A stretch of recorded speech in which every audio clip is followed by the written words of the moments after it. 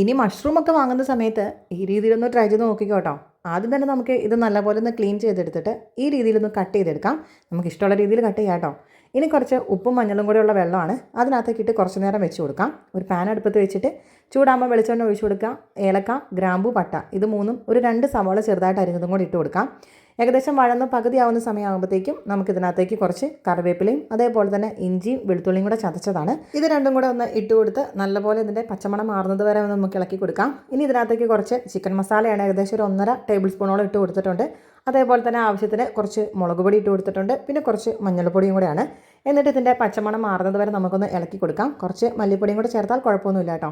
ആ പച്ചമണം ഒന്ന് മാറി വരുന്ന സമയത്ത് ഒരു തക്കാളിയും കൂടെ നമുക്ക് ഇതിനകത്തേക്ക് ഒന്ന് ഇട്ട് കൊടുത്തിട്ട് അടച്ചു വെച്ചിട്ട് നമുക്ക് ഇത് നല്ല പോലെ ഒന്ന് വേവിച്ചെടുക്കണം. ആ ഒരു തക്കാളി നല്ല പോലെ ഒന്ന് വെന്ത് ഉടഞ്ഞ് വരണം. ഇതുപോലെ ഒന്ന് ഉടഞ്ഞ് നല്ല സെറ്റായിട്ട് വരുന്ന സമയത്ത് കഴുകി വാരി വൃത്തിയാക്കിയ നമ്മുടെ ആ ഒരു മഷ്റൂമും കൂടെ ഇതിനകത്തേക്ക് ഒന്ന് ഇട്ട് കൊടുത്ത് നല്ല പോലെ ഇതൊന്നും എല്ലാം കൂടെ മിക്സ് ചെയ്ത് കൊടുക്കാം. വെള്ളം ഒഴിക്കേണ്ട ആവശ്യമില്ല, ഇതിനകത്തുനിന്ന് തന്നെ ഇറങ്ങി വരികയും ചെയ്യും.